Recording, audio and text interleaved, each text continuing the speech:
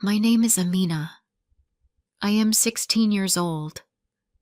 I live with my mother in a small rented house on River Street. My mother's name is Farah. My father died when I was 5. I do not remember his voice or his laugh. We have one old photo of him in a small box. My mother says he was a kind man and loved us very much. Now, it is only my mother and me. We do not have much money, but we try to stay happy. My mother works very hard every day. She cleans houses for rich people. She washes their clothes and sweeps their floors. She comes home late and very tired, but she still smiles at me.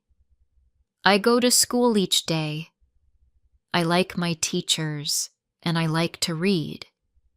When I come home, my mother hugs me.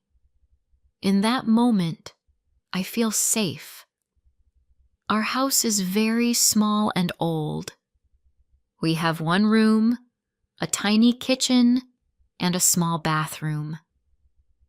The walls are cracked and the paint is dry and broken. When it rains, the roof leaks and water falls in drops. We have only one bed, so we sleep close to each other. At night we hear cars on the street and dogs outside. We eat simple food. Many days it is only rice and beans. Some nights there is not enough food. On those nights we drink water and go to sleep. Still, my mother says, as long as we are together, we can live.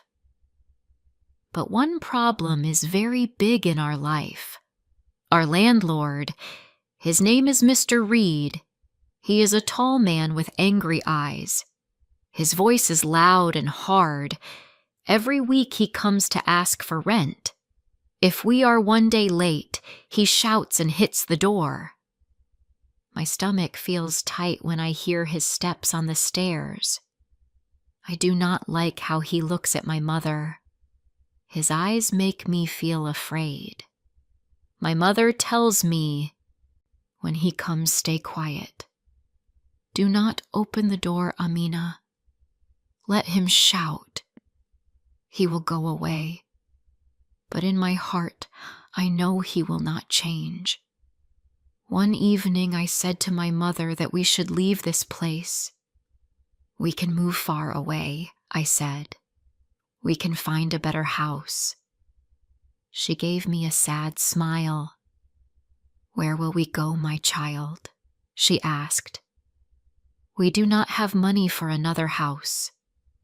Who will give us a room without rent? I did not have an answer. I wanted to help her, but I was only a girl in school. So we stayed, day after day, week after week, waiting for rent day and hoping nothing bad would happen. Then one Tuesday, everything changed.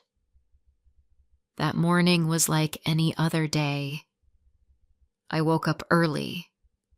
My mother made tea. We shared a small piece of bread. Then I walked to school with my old bag. My shoes were worn, but they still worked. At school, I tried to listen in class. I talked a little with my friend Nita. We laughed about a small joke. It felt like a normal day. When school ended, I walked home as usual. But when I came near the house, I heard a loud voice inside.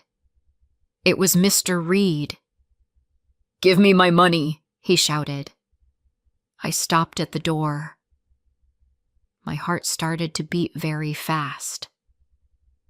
I heard my mother say, "Please wait. I do not have it now." Her voice was small and tired. Then I heard a crash, like a cup or chair falling. My hands began to shake. I tried to open the front door, but it was locked from inside. I pushed it, but it did not move. I hit the door with my hands. "Open the door!" I shouted. "Mother, are you okay?" But there was no answer. I heard my mother cry out, "Stop it! Do not touch me!" My chest felt tight.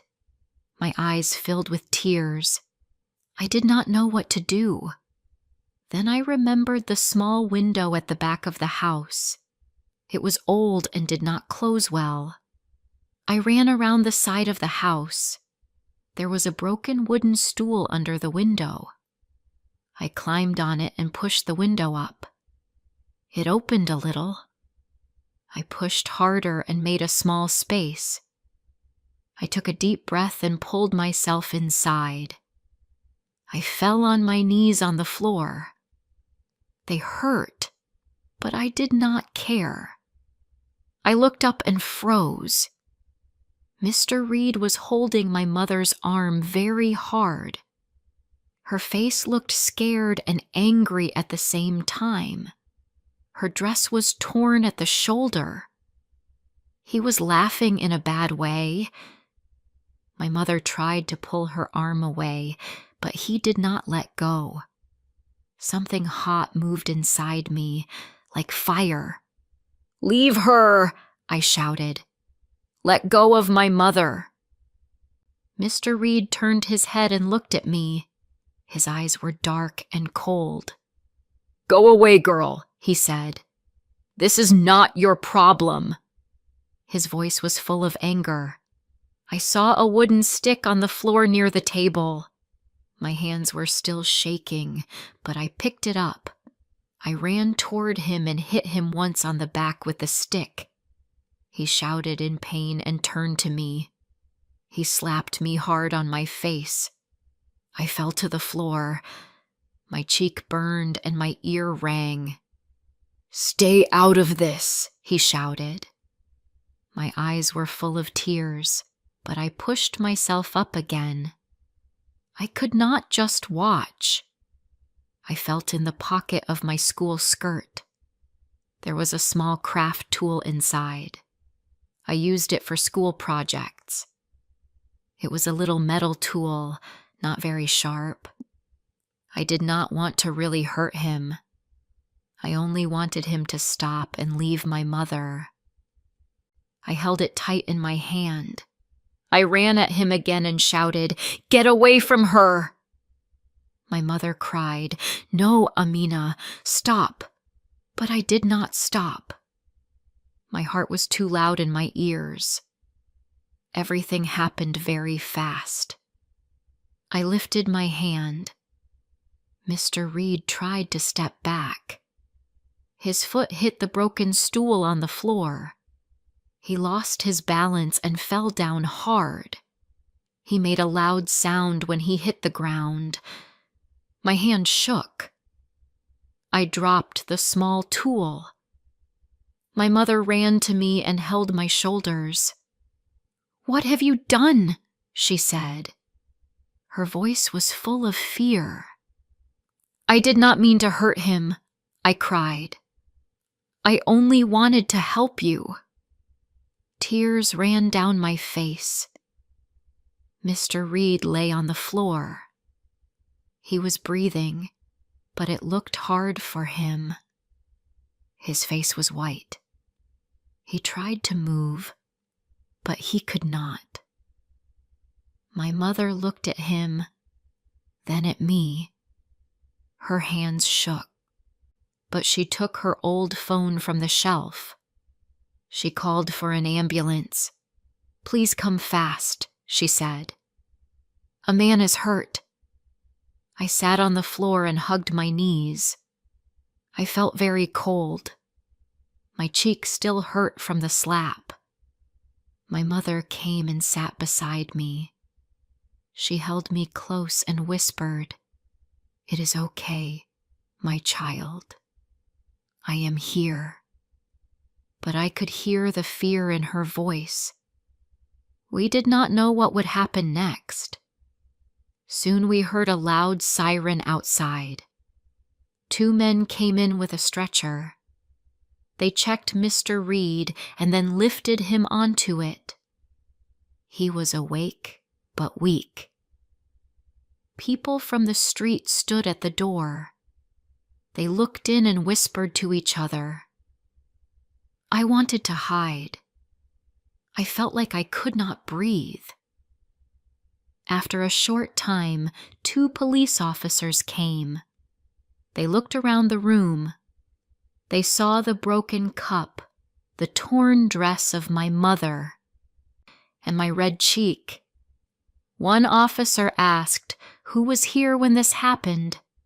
My mother held my hand and said, "My daughter tried to protect me. It was an accident." The officers looked at each other. One of them said, "We must go to the station and talk." My legs felt heavy when I stood up. I thought, maybe they will take me away from my mother. Maybe I will go to jail. I did not want to leave her. I did not want to leave our small house, even with all its problems. At the police station, they gave us a small room for the night. There was 1 bed and 1 chair. The light was bright and cold. My mother sat on the bed and pulled me close. We both cried quietly. I was tired, scared, and sorry. I did not know if Mr. Reed would live. I did not know what the judge would say. I only knew one thing. Our simple life on River Street was over, and tomorrow might change everything again. Before I continue rest of the story, please like, subscribe, share, and tell me where you are listening from. Your support means a lot to me. Now let's continue. The next morning, a woman came to speak with us at the station. She wore simple clothes and carried a black bag. She said her name was Sana, and she was a lawyer. Her voice was soft and calm. "Do not worry," she said to my mother. "Mr. Reed is in the hospital. He is hurt, but he will be okay." I felt a little better when I heard that. I did not want him to die. I only wanted him to stop. Sana sat on the chair and looked at me. "You were trying to help your mother," she said. "I can see that, but we must still go to court. The judge will decide what to do." My mother held my hand. I could feel her fear, but she tried to smile at me. Later that day, 2 officers took us to the court building. It was tall and clean, very different from our small house. My hands were cold. My heart felt heavy. We sat on a wooden bench and waited. Other people were there too. Some looked angry, some looked sad. I did not look at anyone. I kept my eyes on the floor. When it was our turn, we walked into a small room. The judge sat at a big table. He was an older man with kind eyes. He looked at me for a long moment. Sana spoke for us. She told him everything. She explained that my mother was afraid. She explained that I tried to protect her. She said I did not mean to harm Mr. Reed. Then the judge asked me to speak. My voice shook, but I told him what happened. I said I was scared. I said I only wanted to help my mother. I said I did not want to hurt anyone. Tears filled my eyes again. The judge listened carefully. Then he spoke in a gentle voice. "You are a brave girl, Amina. But you must remember something. You cannot solve problems with force. You must ask for help." I nodded. I understood. I did not feel brave. I only felt tired. After a short time, the judge said we were free to go, but we could not return to our old house. He said it was not safe for us to live there. My mother agreed quickly. "We do not want to live there anymore," she said.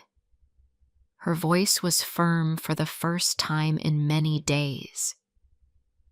When we walked out of the court, I felt light and heavy at the same time. We had no home now, no bed, no food, only a small bag of clothes. My mother looked around with worried eyes. "We will find a place," she said. "Trust me." I wanted to trust her. I tried to smile back. For 2 days, we stayed at my friend Nita's house. Her mother was kind and gave us food and warm blankets. I slept on a mattress on the floor. My mother slept on a small sofa. It was still better than the cold room at the police station, but we could not stay there forever. I could see it in Nita's mother's eyes. She did not say it, but I felt it. My mother searched for work. She walked from shop to shop. She asked in cafes and small stores. Many said no. One man said maybe. At last, she found a job in a small factory. It did not pay much, but it was enough for food. When she told me, she smiled again. A real smile. Not a tired one. One evening, when the sky was turning dark, someone knocked on Nita's door. I thought it might be her uncle or a neighbor, but a woman stood there with a small folder in her hand.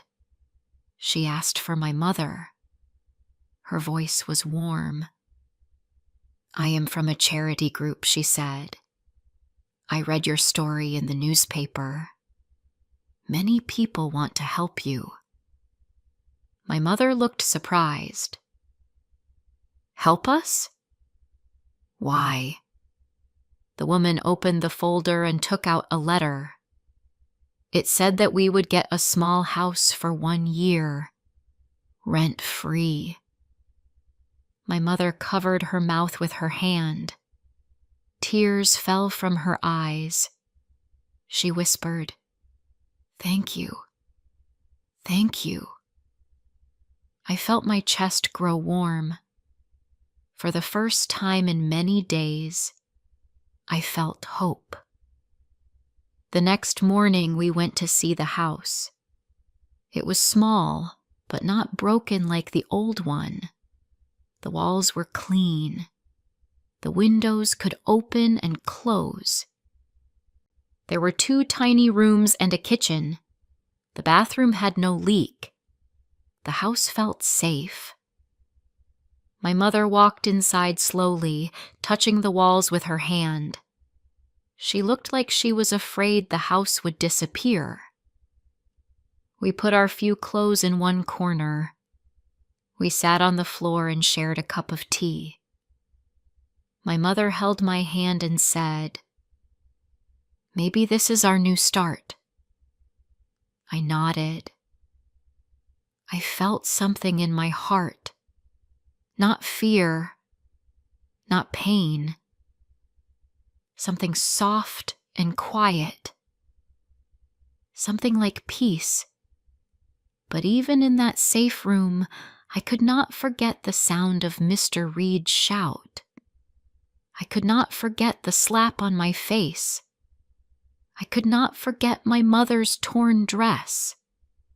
I hoped the new house would help us heal. I hoped nothing from the past would find us here.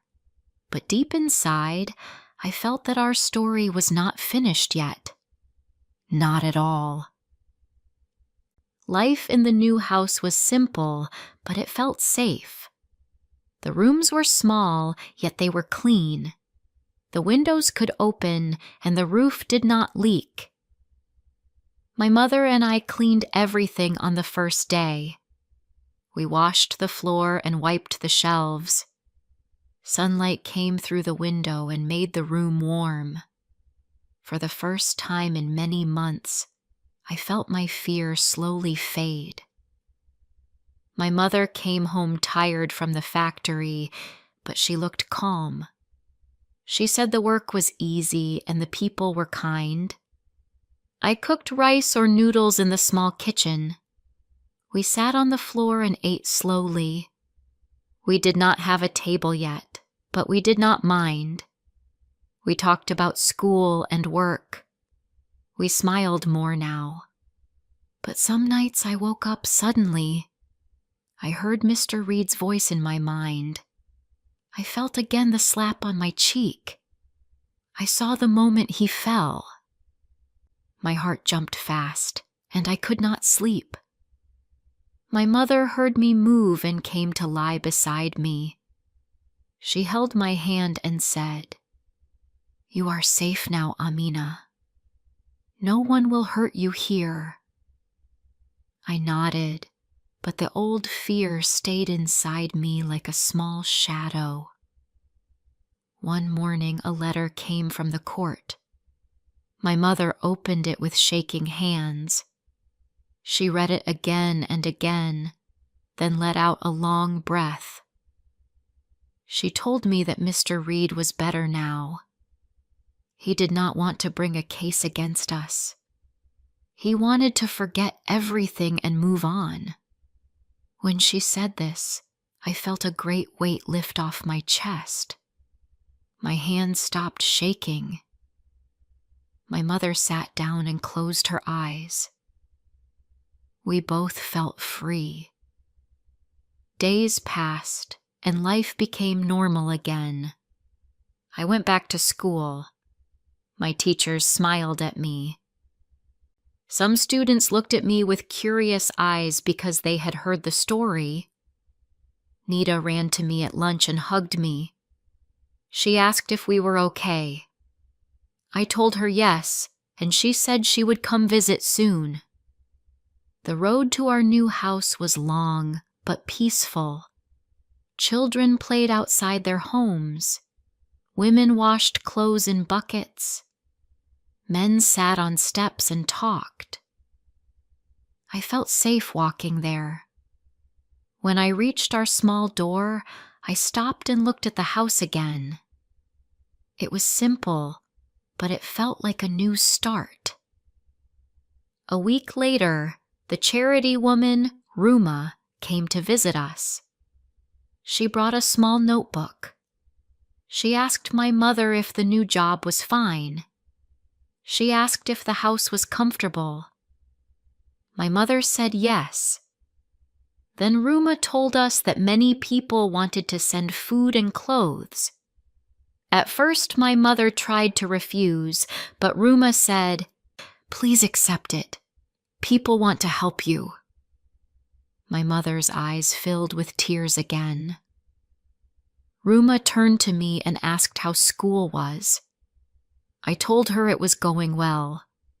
She said I was strong and brave. I looked at the floor because I did not feel brave. I felt scared when I remembered that day. But Ruma said, "Fear and courage can live together." Her words stayed in my heart. One afternoon, when my mother was at work, I sat outside with my school books. A small boy from next door came to me with a torn book. He asked if I could help him read. I smiled and said yes. We sat on the steps and read slowly together. He smiled every time he understood a word. His smile warmed my heart. When his mother came to take him home, she thanked me. I felt proud. In the next weeks, my mother saved a little money. She bought 2 small chairs and a second-hand table. We placed them in the kitchen. The house felt more like home now. I took the old photo of my father and put it on the table. I looked at his face and whispered, "We are okay now." But I saw that my mother had changed. She checked the door lock many times at night. When someone knocked, she waited before opening it. She did not trust easily now. One evening I asked if she was still afraid. She said yes, a little. But she also said we must learn to live again and be strong. I held her hand and tried to show her she was not alone. My mother made friends at the factory. Some women shared lunch with her. They told her about a sewing class at a small community center. She joined the class and learned to use a sewing machine. She made simple bags. One woman bought one. My mother smiled when she told me. She said maybe she could sell more. She kept practicing at night. She sewed small shapes and careful lines. I watched her and felt proud. She was tired, but she was trying to build a better life for us. One Sunday, Ruma came again with good news. She said a group wanted to support my mother's sewing. They wanted to give her a sewing machine of her own. My mother covered her mouth with her hand and cried. She said, "This will change everything." And it did. With her own machine, my mother started making bags and aprons every evening. She carried them in a basket to the factory. Many workers bought them. Some bought them because they liked them. Others bought them because they wanted to help. Every week my mother earned a little more money. Not much, but enough to give us hope. I also changed. My teacher asked me to help younger students read simple stories. I sat with small groups after school. I read with them slowly and helped them sound out words. They smiled at me and I felt proud. I liked helping them. It made me feel strong inside. One evening, when my mother and I sat at our new table eating rice, she looked at me with soft eyes. She said, "Amina, you have grown so much. You lived through fear and still learned to care for others." I felt shy but happy. I told her I was proud of her too. She laughed and wiped her eyes. I looked around our small home, the table, the chairs, the clean walls, the sewing machine, my books on the floor, my mother's gentle face. I felt warm inside. We had lived through a dark day, but we were still here. We had lost one home but found another. Life would still be hard, but we had hope now, and we had each other. I held my mother's hand and said, "We will be okay." She smiled and said, "Yes, my child, we will." Thank you for listening to this story. If you enjoyed this story, please like the video and subscribe to English Medium Stories. Stay with us for more classic stories in easy English. My name is Lucy Snow. I was born in England, but my life was never simple. When I was a child, I often stayed with a kind family. Their house was big, warm, and full of people. They were the Brettons. Mrs. Bretton was gentle and kind. Her son Graham was about my age. He was a happy boy with blue eyes and a kind smile. I liked being in that house. It was full of peace and comfort. One day, a little girl came to live there. Her name was Paulina, but everyone called her Polly. She was small, quiet, and very serious for her age. She loved her father deeply and cried whenever he left. I watched her and wondered how someone so small could feel so much. I did not know then that this little girl would appear in my life again many years later. Time passed, and I left the Bretons' home. I had no family of my own. My parents were gone, and I had no brothers or sisters. I went to live with an old lady who needed company. Her name was Miss Marchmont. She was sick and could not walk easily. I read to her every evening. She often spoke about her youth and a man she had once loved. He had died young, and she never forgot him. I listened quietly and tried to comfort her. Her sadness made me understand that love can hurt deeply and that memories can last forever. After some time, Miss Marchmont became very ill. One winter night, there was a strong storm. The wind shook the windows, and the air was cold and wild. Miss Marchmont took my hand and said softly, "Lucy, I am tired. My time has come." I sat beside her all night. When the morning came, she was gone. I was alone again. I felt lost after her death. The house was empty, and my heart was heavy. I had no home, no family, and no plan. But I could not sit and wait for life to change. I needed to be brave. I took a small bag, my little money, and left the town.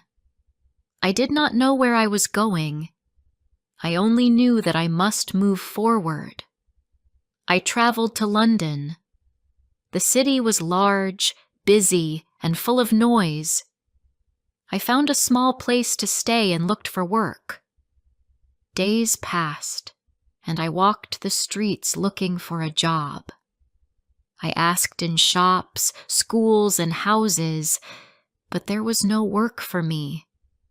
My money was almost gone. I was tired and hungry. One evening, I sat in a small cafe near the port. The sound of the sea came through the window.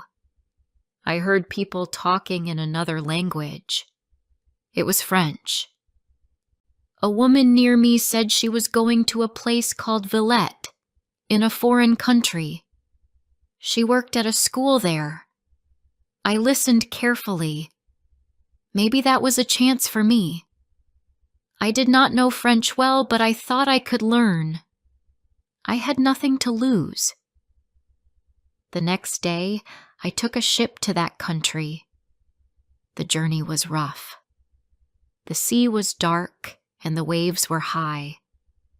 I felt sick and afraid, but I kept thinking of a new life ahead. When the ship reached the port, I saw lights, towers, and busy streets. It was all strange, but I felt a small spark of hope. In the city of Villette, I wandered for many hours. I did not know where to go. People spoke fast French that I could not understand. I was cold, tired, and hungry. I walked until I found a large house with a sign that said, "Pensionnat de Demoiselles." I understood that it was a girls' school. I knocked on the door, hoping for help. A woman opened it. She was tall, strong, and had sharp eyes. Her name was Madame Beck. She looked at me from head to toe. I tried to speak in my poor French. "I want work," I said. "Teacher, servant, anything." She looked at me for a long time, and then asked me to come inside. The house was warm and full of young girls laughing and talking. Madame Beck asked many questions. She wanted to know about my past, my skills, and my character. She seemed to read my thoughts. After some time, she said, "You may stay tonight. Tomorrow, we will see." That night, I slept in a small room. I was safe, but I did not know what my future would be. The next morning, Madame Beck called me. She said one of her teachers was sick and she needed help. I could speak English, and one of the subjects in the school was English. She asked me to take the class for a few days. I agreed, even though I was nervous. I had never taught before. The girls laughed at my French and whispered to each other, but I stayed calm. Slowly, I began to gain their respect. After a week, Madame Beck said, "You will stay here, Miss Snow.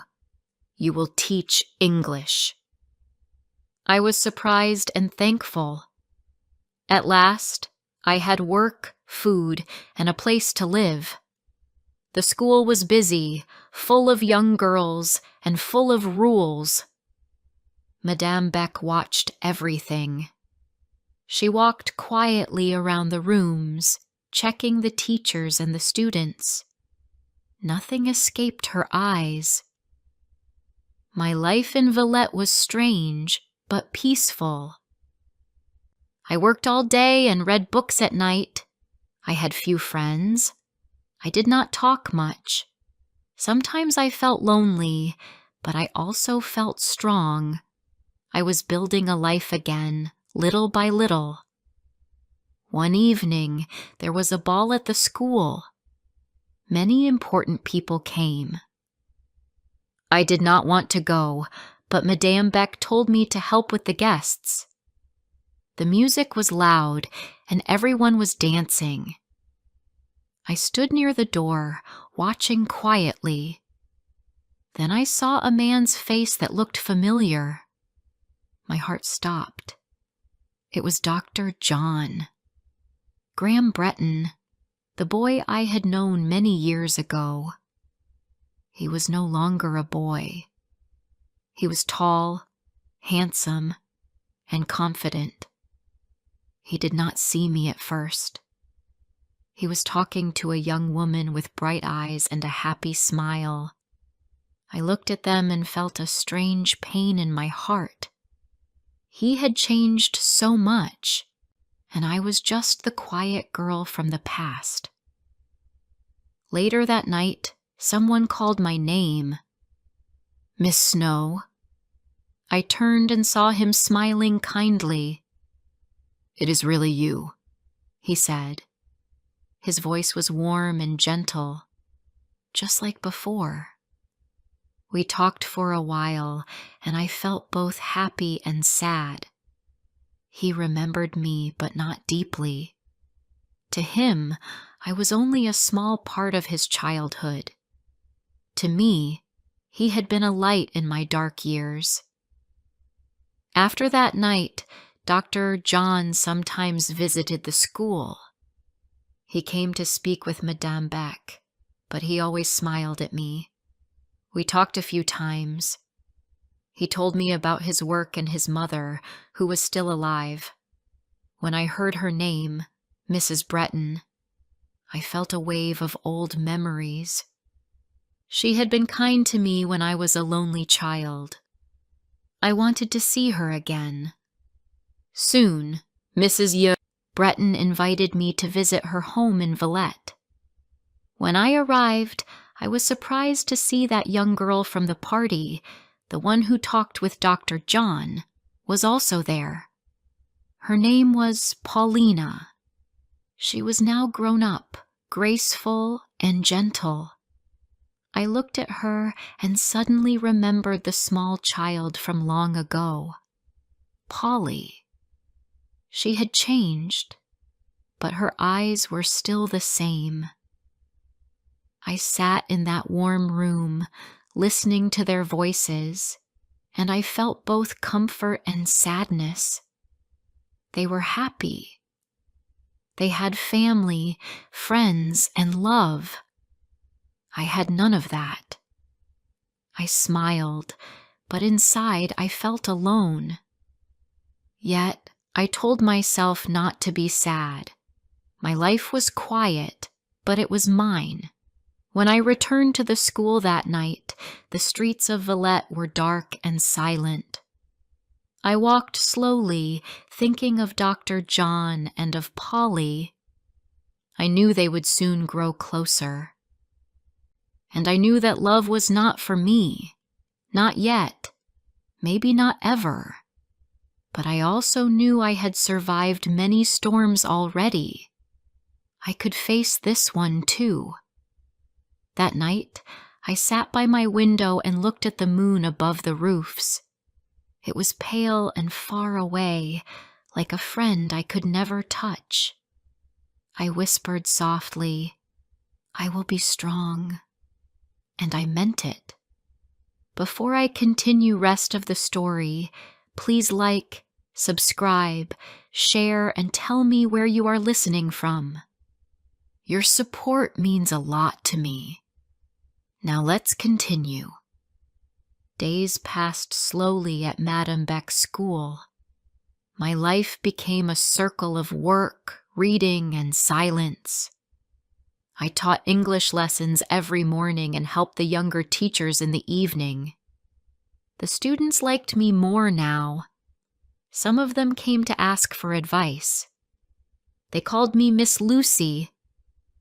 I tried to be kind, but my heart often felt empty. Dr. John sometimes wrote me letters. He was kind and polite. His words were full of warmth, but not of love. He told me about his patients, his mother, and the city. His letters made me happy for a short time, but they also made me sad. I wanted him to write to me as a friend, not as someone he only remembered from the past. One evening, I received a small letter with his handwriting on it. My hand shook as I opened it. Inside, there was not only his letter but also another envelope. It was addressed to Miss de Bassompierre. That was Polly's name now. I understood at once. He had sent it to me by mistake. My heart became heavy. The letter was not for me. It was for her. For a long time, I looked at the two names, Lucy Snow and Paulina de Bassompierre. One belonged to a quiet teacher with no family, no beauty, and no place in society. The other belonged to a young, rich woman with grace, love, and a happy home. I smiled sadly. I knew now that Dr. John loved her. The next day, I went to Mrs. Breton's house to return the letter. When Polly opened the door, she smiled gently. "Miss Snow, what a nice surprise." I gave her the letter without a word. She understood everything when she saw the handwriting.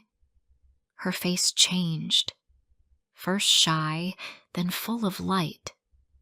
She whispered, "Thank you." That evening, I sat alone in my small room. I could hear the students laughing downstairs. The air was warm, but I felt cold inside. I told myself that I had no right to be sad. Dr. John was never mine. Still, my heart hurt. I thought of his kind eyes, his soft voice, and how his letters once made me feel seen. Now, that little light was gone. For many nights, I could not sleep. I woke up and looked at the dark ceiling. My thoughts were full of memories I wanted to forget. I was losing control of my mind.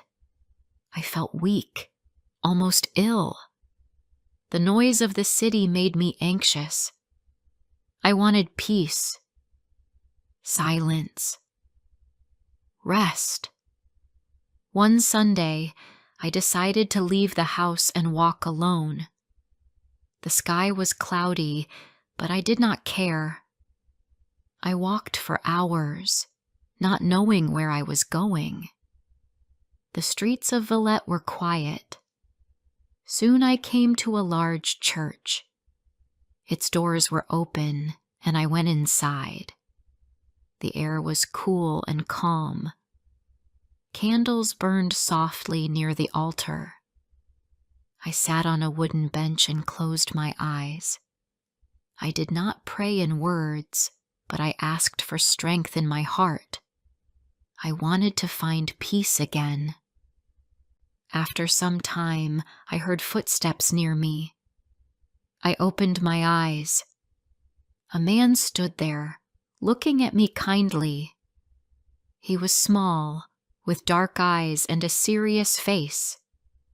It was Monsieur Paul Emmanuel, one of the teachers at Madame Beck's school.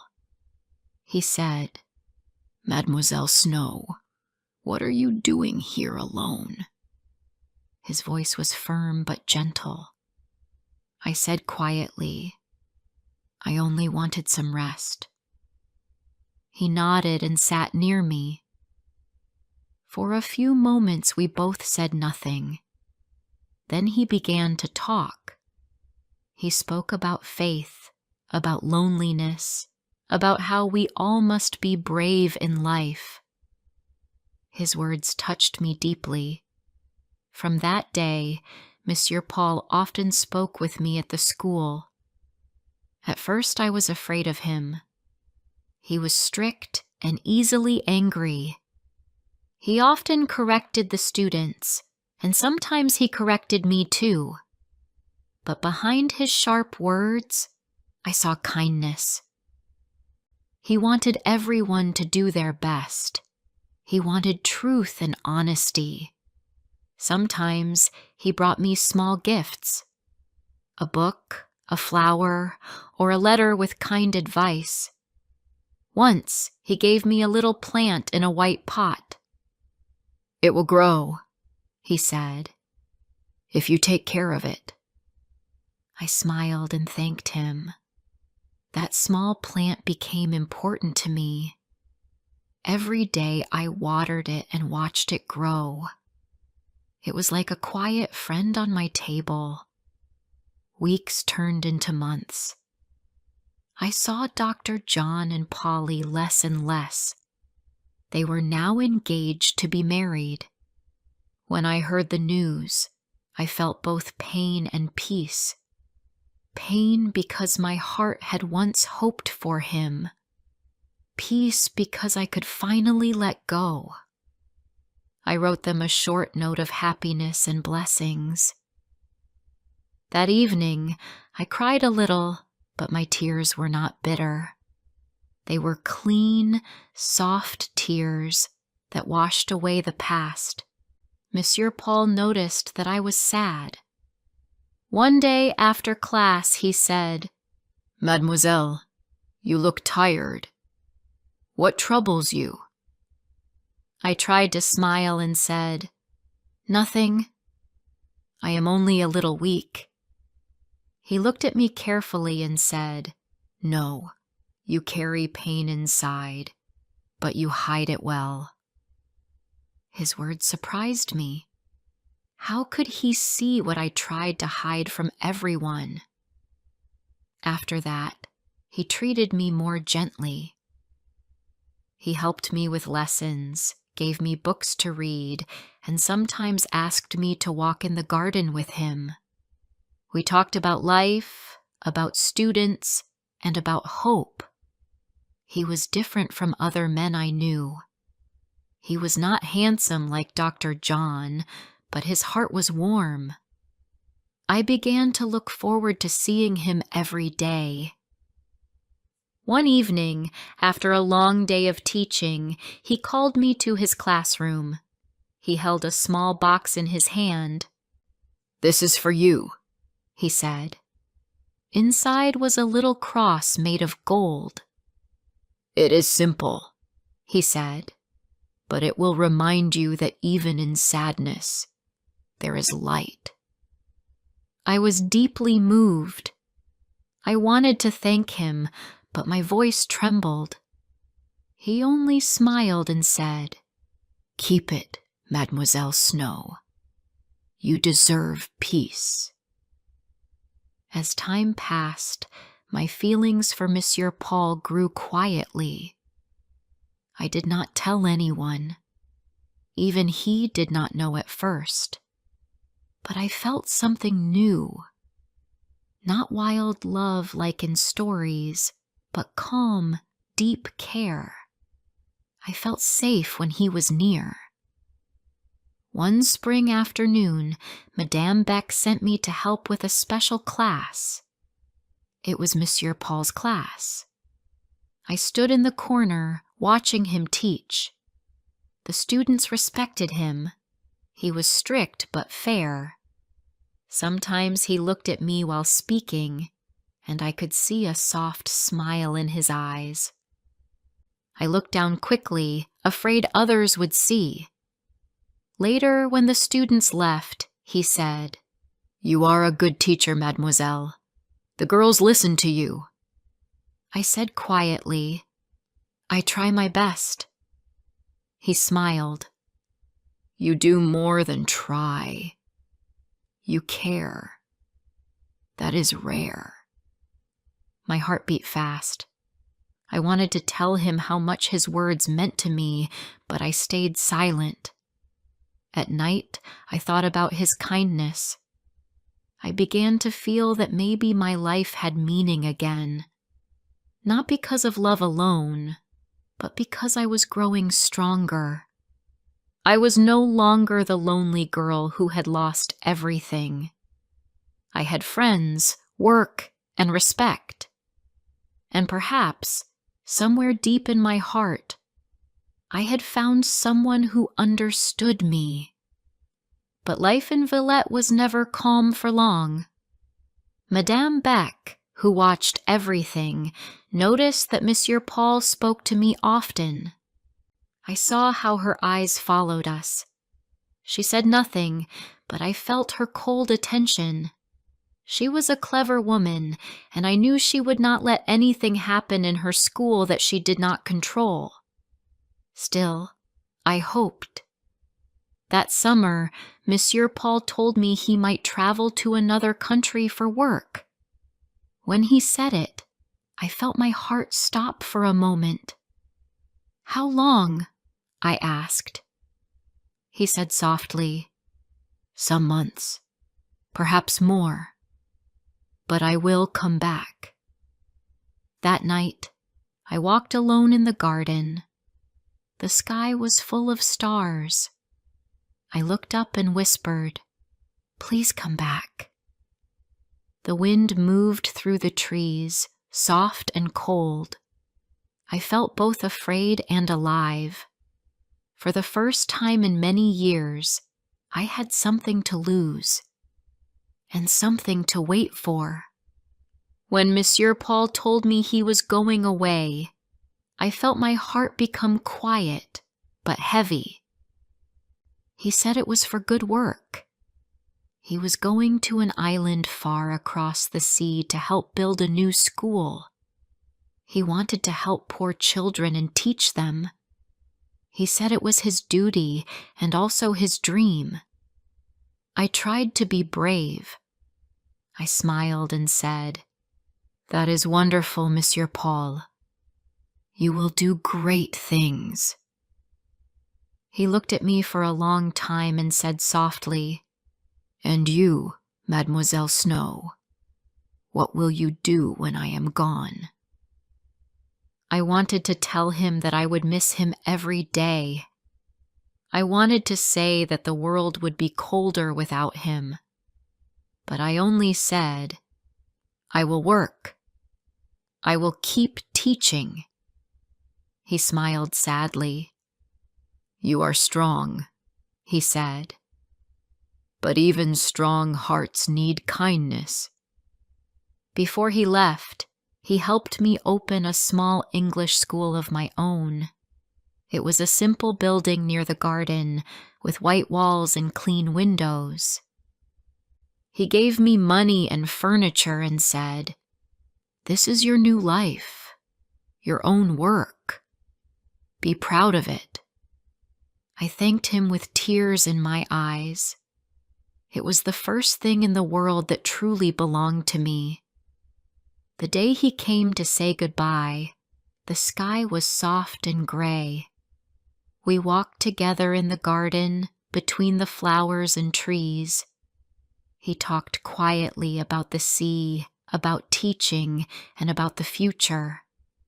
I listened, but I could not speak much. When we reached the gate, he stopped and turned to me. "Lucy," he said. It was the first time he said my name like that. "When I return, I will come to you. You will not be alone anymore." His voice was calm but full of promise. I could not answer. I felt the tears in my eyes, but I smiled. He took my hand and pressed it gently. Then he walked away. I stood there watching until he was gone from sight. For many days after he left, I felt both empty and full. Empty because he was far away, and full because I had hope. His words gave me strength. I worked hard in my school. The students came, little by little. Some were shy, some were loud, but all of them learned. The school began to grow. Every day, I thought of Monsieur Paul. I wrote letters to him, telling him about the school, the students, the lessons, the seasons. Sometimes months passed with no answer, but I did not lose hope. I knew the sea was far and ships were slow. Madame Beck came to visit once. She walked around my classroom, looking at everything. "You have done well," she said, but her eyes were cold. She asked if I had news from Monsieur Paul. I said quietly, "Not yet." She smiled, but I could see her thoughts behind her smile. She did not want him to return to me. I understood that, but I did not argue. Some things cannot be taken away by others. Not hope, not love, not peace. As months turned into a year, I worked harder than ever. My students loved me. I earned enough money to live comfortably. I bought books, flowers, and a small piano. My life was simple but calm. In the evenings, I walked in the garden and looked at the stars. I imagined the island far away, and I prayed that Monsieur Paul was safe. One winter evening, a letter arrived. My hands shook as I opened it. It was from him. The paper was thin, the ink a little faded, but his words were full of life. "My dear Lucy," he wrote, "the school here grows. The children are learning. I think of you every day. You must not forget me. I will come back when spring begins. When the first flowers bloom, I will return to Villette." I pressed the letter to my heart. I cried, but the tears were happy ones. Spring. That was only 3 months away. I began to count the days. When spring came, the city changed. The trees turned green again, and the air was soft. I planted new flowers in the garden and cleaned every corner of the classroom. I wanted everything to be perfect when he returned. One evening, the sun was setting. The sky was pink and gold. I sat by the window, reading one of his old letters. The air smelled of rain. Far away, I heard thunder. I looked up and saw dark clouds rising over the sea. The wind became stronger. The night grew wild. For 3 days, the storm did not stop. The sky was black, the rain heavy, and the sea rough and angry. Ships that were near the coast had to wait. No one could travel. I went to the harbor many times, asking about his ship, but no one knew. When the storm finally ended, the air was quiet again. The sky was blue, and the sea was calm. People said the storm had been strong, stronger than any in years. Some ships had been lost. No letter came after that. No word, no message, no sound from the island or from him. I waited for weeks, then months. I told myself he would return when the sea was calm again. But he never did. Did he die in the storm? I never knew for sure. No one told me. But deep in my heart, I felt that he was gone. At first, the pain was sharp. I could not eat or sleep. The world felt empty again. But time passed, and the pain became quiet. I did not forget him, but I learned to live with the silence. I still had my school. The children came every morning, full of laughter and energy. I taught them with love and care. I wanted to give them what life had taught me: strength, kindness, and courage to live even when dreams are lost. Sometimes, in the evening, I sat alone by the window, the same one where I had once waited for him. I looked at the stars, bright and calm in the dark sky. I thought of him not with pain, but with peace. I knew that somewhere, maybe far beyond the sea, he still existed. If not in this world, then in my memory, in my heart. He had given me more than love. He had given me hope, faith, and a reason to believe in myself. I was not the same Lucy Snow who once came to Villette cold and alone. I was a woman who had built her own life, her own place in the world. Love had not broken me. It had shaped me. And so I lived, quietly, calmly, and with strength. Some nights I dreamed of a white ship sailing home, with him standing on the deck, smiling at me. I always woke up smiling too. Whether he came back or not, it did not matter anymore. He had already come back to me, in my heart. Thank you for listening to this story. If you enjoyed this story, please like the video and subscribe to English Medium Stories. Stay with us for more classic stories in easy English.